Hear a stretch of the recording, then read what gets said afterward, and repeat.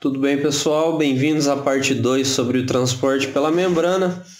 Discutimos na difusão que os solutos se difundem naturalmente de um lado de maior concentração para o lado com menor concentração, favor do gradiente eletroquímico.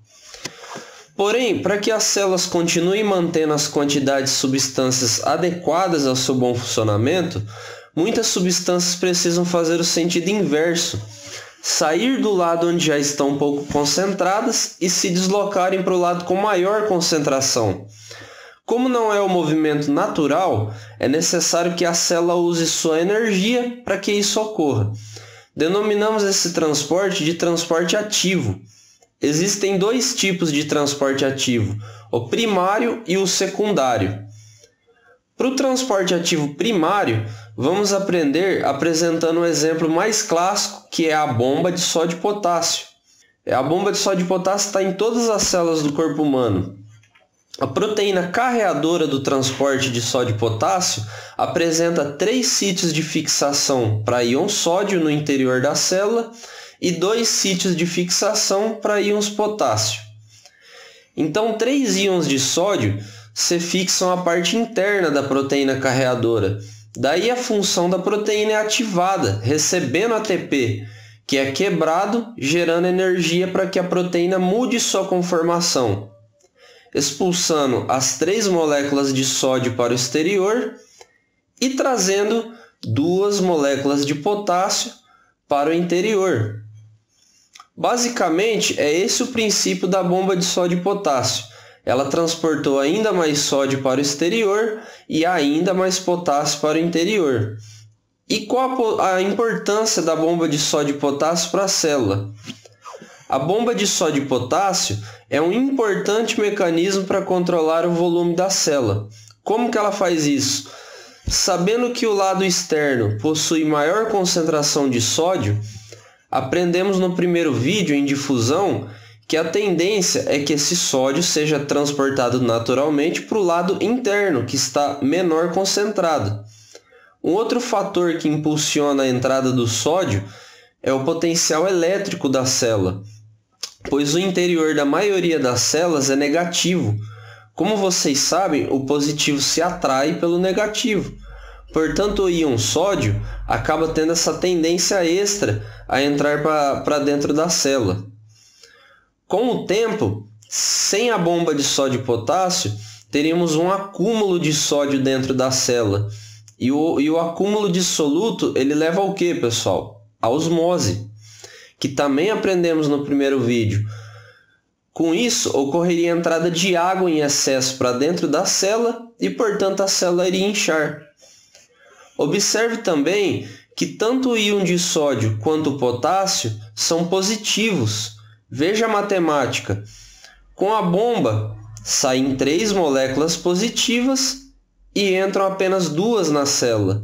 A bomba acaba contribuindo para que a célula mantenha sua carga negativa, diminuindo constantemente a permanência de moléculas positivas dentro da célula. Então, além da função de controle do volume de água da célula, a bomba de sódio e potássio mantém o potencial elétrico da célula. Vamos agora ao próximo tipo de transporte ativo, que é o transporte ativo secundário. Existem 2 formas de transporte ativo secundário, o cotransporte e o contratransporte. Bom, vamos inserir a glicose e o sódio no esquema. Observe que neste caso, diferente do sódio, ela está mais concentrada dentro da célula. Ou seja, se a tendência é que a glicose saia da célula por difusão, sem gasto de energia, como podemos fazer que entre ainda mais glicose para dentro da célula? Ela pode pegar uma carona com a difusão do sódio. Veja o esquema. Quando o sódio entrar por difusão para dentro da célula, existe um tipo de proteína carreadora que pode levar junto uma molécula de glicose. Por isso o nome transporte ativo secundário. Não há gasto de ATP da célula. A glicose é transportada secundariamente junto ao sódio, pois utiliza-se da energia do próprio transporte do sódio, que está entrando naturalmente por difusão. Isso é o que chamamos de cotransporte. Com a ajuda do sódio, a glicose também foi transportada na mesma direção. Já no contratransporte, temos o mesmo princípio, porém as substâncias vão em direção opostas. Veja o esquema. O cálcio, assim como o sódio, está mais concentrado fora da célula. E para que o cálcio possa sair da célula contra o gradiente de concentração, ele também pode se utilizar da entrada do sódio na célula, conforme o esquema. Através de uma proteína carreadora específica, quando o sódio é acoplado na proteína, o cálcio ele se acopla também, aproveitando a energia de difusão do sódio e consegue sair. Bom, pessoal, sucintamente é isso. Mas para a gente encerrar, vamos recapitular de forma rápida todos os transportes comentados nos 2 vídeos em uma mesma tela, usando uma substância representada pela cor vermelha. Se o soluto se desloca a favor do gradiente eletroquímico, saindo do lado de maior concentração para o de menor concentração através da membrana ou canais abertos, chamamos de difusão simples. Porém, se a difusão ocorre com a ajuda de proteínas carreadoras, daí chamamos de difusão facilitada. Quando temos o movimento da água em direção a maior concentração de soluto, chamamos de osmose. No transporte ativo primário, a substância se desloca contra o gradiente de concentração, ou seja, para o lado com maior concentração. Para isso é utilizada uma proteína carreadora, porém com uso de energia da célula, o ATP.